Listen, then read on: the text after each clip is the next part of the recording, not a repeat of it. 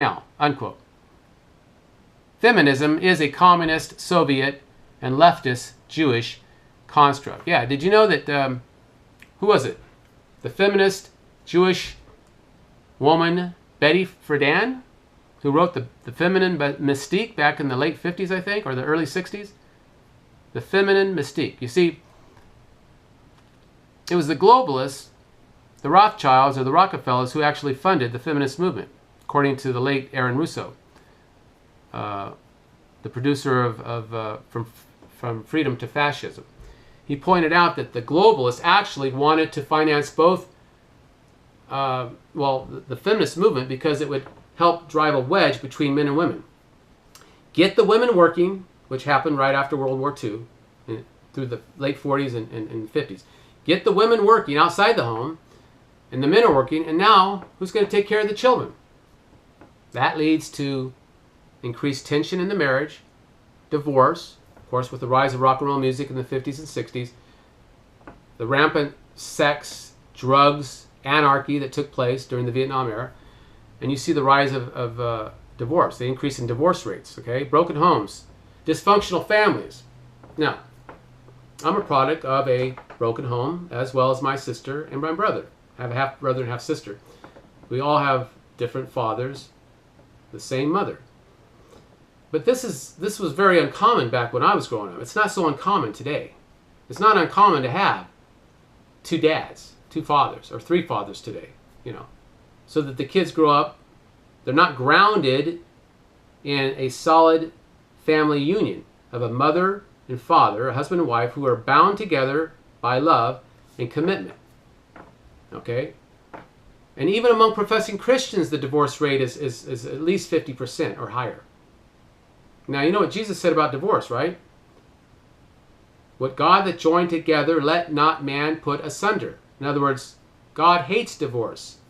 And yet you have pastors all over America saying it's okay to divorce in cases of adultery or irreconcilable differences maybe, or spousal abuse. Where does the Bible say that you can divorce for spousal abuse or irreconcilable differences? And as far as adultery goes, in the Old Testament, adulterers were put to death. Of course, that left the wife or the husband free to remarry. But that's not what Jesus was teaching. Jesus, you know, Peter said, how many times should I forgive my enemy? 70 times? Jesus says 70 times 7. So if you look upon your spouse as an enemy, you should forgive him or her. Forgive. And bear patiently with their weakness and sin. Now that doesn't mean you can't separate for a time. But Paul says, let the unbeliever depart. You are not to depart as a Christian. Now I could do a message on divorce and remarriage. This is where the pastors are totally wrong today. I know Calvin allowed for it in cases of divorce and abandonment, but that doesn't mean he was right. Calvin is not the standard of truth. The Bible is. All right. Well, I could go on, but this has been, I think, long enough. I broke some of this information up into 3 videos. I hope you enjoy it. Give me a thumbs up if you like it. Share it with your friends. I'm going to post some of this to my channel. Okay? Just look for it. I think it's under discussions. Okay?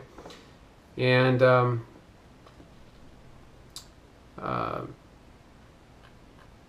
just, you know, stay in the Word. You know, just read the Word and pray.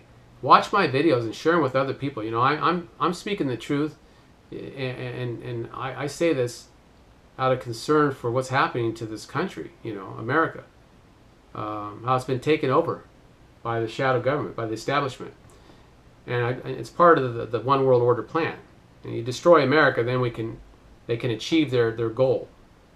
America stands in the way of their dream of a one world government. You understand that, I hope. So while, you know, Trump may not be an angel, nevertheless, he was put in office either legitimately by the voters or by the deep state. Maybe he was selected to be put in there because they didn't want Hillary in there at this time. I don't know. Only God knows. Bottom line is he's there, and we need to pray for him.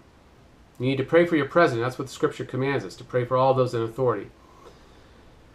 That we might lead peaceable lives, that we might continue to be able to